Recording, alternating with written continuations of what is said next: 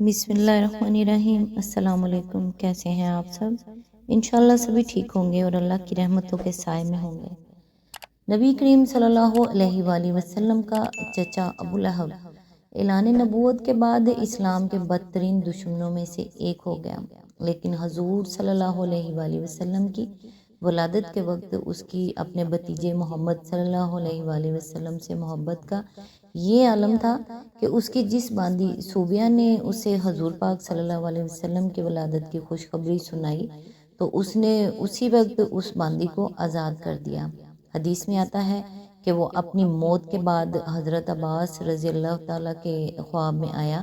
انہوں نے حال پوچھا تو کہنے لگا، جہنم کے نچلے درجے میں انتہائی پیاس کے عالم میں جل رہا ہوں، لیکن ہر سوموار کے دن مجھ سے عذاب اٹھا لیا جاتا ہے، اور میں نے محمد صلی اللہ علیہ وآلہ وسلم کی ولادت کی خوشی میں جس انگلی کے اشارے سے صوبیہ کو آزاد کیا تھا، اسی انگلی سے ٹھنڈے اور میٹھے پانی سے مجھے سیراب کیا جاتا ہے۔ تو دوستو، اگر نبی صلی اللہ علیہ وآلہ وسلم کی ولادت کی خوشی میں ایک بدترین کافر سے عذاب اٹھا لیا جاتا ہے، تو ان کی ولادت کے موقع پر خوشی منانے اور غریبوں پر خرچ کرنے کا اجر محبت اور ادب رسول رکھنے والے امتی کے لیے کیا ہوگا؟ اللہ تعالی ہم سب کو نیکی کی ہدایت دے اور نبی کریم صلی اللہ علیہ وآلہ وسلم پہ درود پڑھنے والا بنائے، آمین۔ آج انشاءاللہ سورۃ الانعام کی آیت نمبر 140 سے سٹارٹ کریں گے۔ اعوذ باللہ من الشیطان الرجیم، بسم اللہ الرحمن الرحیم۔ یقیناً خسارے میں پڑ گئے وہ لوگ جنہوں نے اپنی اولاد کو جہالت و نادانی کی بنا پر قتل کیا اور اللہ کے دیے ہوئے رزق کو اللہ پر افطرا پروازی کر کے حرام ٹھہرا لیا۔ یقیناً وہ بھٹک گئے اور ہرگز وہ راہ راست پانے والوں میں سے نہ تھے۔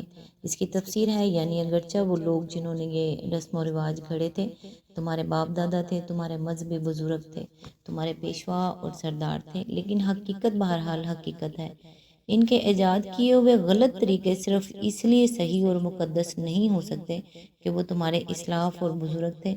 جن ظالموں نے قتل اولاد جیسے وحشیانہ فعل کو رسم بنایا ہو، جنہوں نے خدا کے دیے ہوئے رزق کو خواہ مخواہ خدا کے بندوں پر حرام کیا ہو، جنہوں نے دین میں اپنی طرف سے نئی نئی باتیں شامل کر کے خدا کی طرف منسوب کی ہوں، وہ آخر فلاح یاب اور راست رو کیسے ہو سکتے ہیں، چاہے وہ تمہارے اسلاف اور بزرگ ہی کیوں نہ ہوں۔ بہرحال تھے وہ گمراہ، اور اپنی اس گمراہی کا برا انجام بھی وہ دیکھ کر ہی رہیں گے۔ آیت نمبر 141۔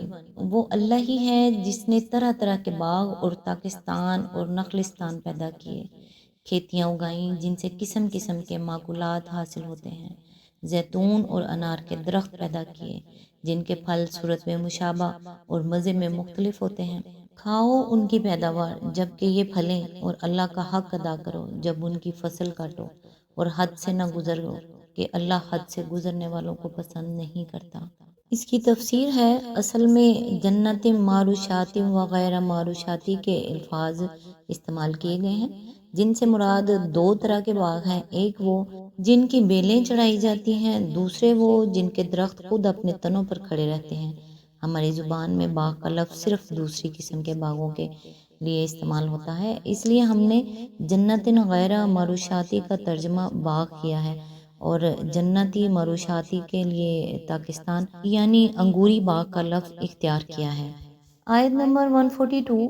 پھر وہی ہے جس نے مویشیوں میں سے وہ جانور بھی پیدا کیے جن سے سواری و بار برداری کا کام لیا جاتا ہے، اور وہ بھی جو کھانے اور بچھانے کے کام آتے ہیں۔ کھاؤ ان چیزوں میں سے جو اللہ نے تمہیں بخشی ہیں، اور شیطان کی پیروی نہ کرو کہ وہ تمہارا کھلا دشمن ہے۔ اس کی تفسیر ہے، اصل میں لفظ فرش استعمال ہوا ہے، جانوروں کو فرش کہنا ہے یا تو اس رعایت سے ہے کہ وہ چھوٹے قد کے ہیں اور زمین سے لگے ہوئے چلتے ہیں، یا اس رعایت سے کہ وہ ذبح کے لیے زمین پر لٹائے جاتے ہیں، یا اس رعایت سے کہ ان کی کھالوں اور ان کے بالوں سے فرش بنائے جاتے ہیں۔ سلسلہ کلام پر نظر کرنے سے صاف معلوم ہوتا ہے کہ یہاں اللہ تعالیٰ تین باتیں ذہن نشین کرانا چاہتا ہے۔ ایک یہ کہ یہ باغ اور کھیت اور یہ جانور جو تم کو حاصل ہیں، یہ سب اللہ کے بخشے ہوئے ہیں، کسی دوسرے کا اس بخشش میں کوئی حصہ نہیں ہے، اس لیے بخشش کے شکریہ میں بھی کسی کا حصہ نہیں ہو سکتا۔ دوسرے یہ کہ جب یہ چیزیں اللہ کی بخشش ہیں تو ان کے استعمال میں اللہ ہی کے قانون کی پیروی ہونی چاہیے، کسی دوسرے کو حق نہیں پہنچتا کہ ان کے استعمال پر اپنی طرف سے حدود مقرر کر دے۔ اللہ کے سوا کسی اور کی مقرر کردہ رسموں کی پابندی کرنا اور اللہ کے سوا کسی اور کے آگے شکرانے نعمت کے نظر پیش کرنا ہی حد سے گزرنا ہے، اور یہی شیطان کی پیروی ہے۔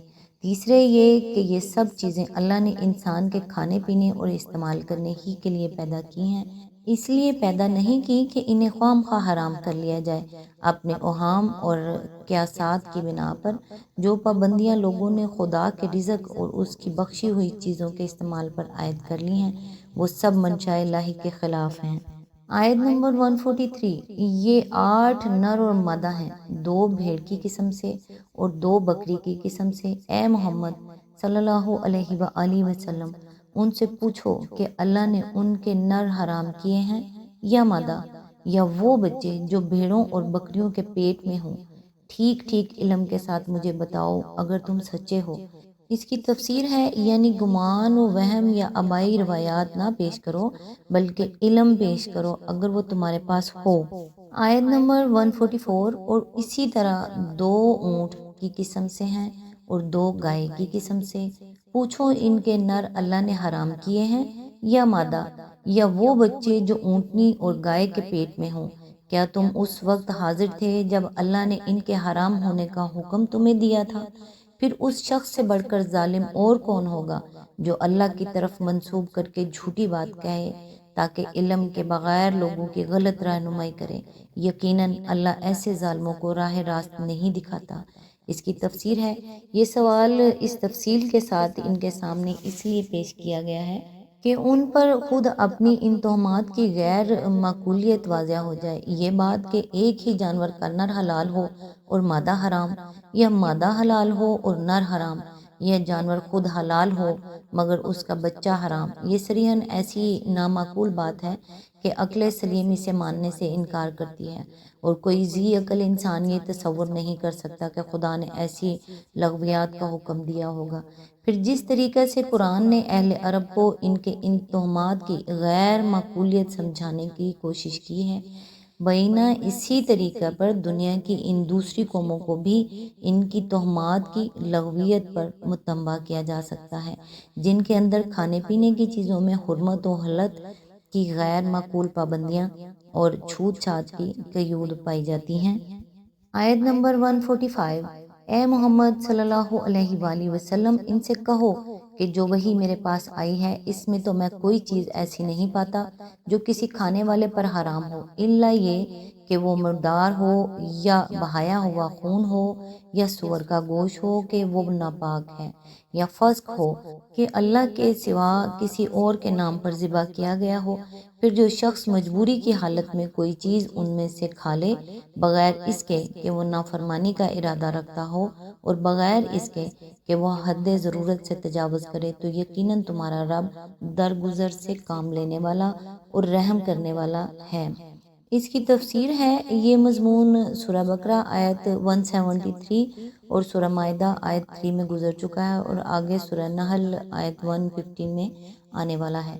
سورہ بقرہ کی آیت اور اس آیت میں بظاہر اتنا اختلاف پایا جاتا ہے کہ وہاں محض خون کہا گیا ہے اور یہاں خون کے ساتھ مسفوح کی قید لگائی گئی ہے، یعنی ایسا خون جو کسی جانور کو زخمی کر کے یا ذبح کر کے نکالا گیا ہو، مگر دراصل یہ اختلاف نہیں بلکہ اس حکم کی تشریح ہے۔ اسی طرح سورہ مائدہ کی آیت میں ان 4 چیزوں کے علاوہ چند اور چیزوں کی حرمت کا بھی ذکر ملتا ہے، یعنی وہ جانور جو گلا گھٹ کر یا چوٹ کھا کر یا بلندی سے گر کر یا ٹکر کھا کر مرا ہو، یا جسے کسی درندے نے پھاڑا ہو۔ لیکن فی الحقیقت یہ بھی اختلاف نہیں ہے بلکہ ایک تشریح ہے جس سے معلوم ہوتا ہے کہ جو جانور اس طور پر ہلاک ہوئے ہوں وہ بھی مردار کی تعریف میں آتے ہیں۔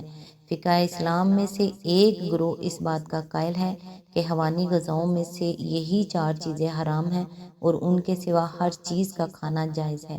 یہی مسلک حضرت عبداللہ ابن عباس اور حضرت عائشہ کا تھا، لیکن متعدد احادیث سے معلوم ہوتا ہے کہ نبی صلی اللہ علیہ وآلہ وسلم نے بعض چیزوں کے کھانے سے یا تو منع فرمایا ہے یا ان پر کراہت کا اظہار فرمایا ہے، مثلاً پالتو گدھے، کچلیوں والے درندے اور پنجوں والے پرندے۔ اس وجہ سے اکثر فقہ تحریم کو ان 4 چیزوں تک محدود نہیں مانتے بلکہ دوسری چیزوں تک اسے وسیع قرار دیتے ہیں، مگر اس کے بعد پھر مختلف چیزوں کی حلت و حرمت میں فقہا کے درمیان اختلاف ہوا ہے۔ مثلاً پالتو گدھے کو امام ابو حنیفہ، امام مالک اور امام شافعی حرام قرار دیتے ہیں، لیکن بعض دوسرے فقہا کہتے ہیں کہ وہ حرام نہیں ہیں، بلکہ کسی وجہ سے نبی صلی اللہ علیہ وآلہ وسلم نے ایک موقع پر اس کی ممانعت فرما دی تھی۔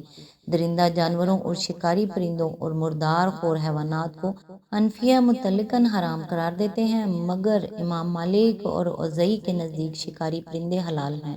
لیث کے نزدیک بلی حلال ہے۔ امام شافعی کے نزدیک صرف وہ درندے حرام ہیں جو انسان پر حملہ کرتے ہیں، جیسے شیر، بھیڑیا، چیتا وغیرہ۔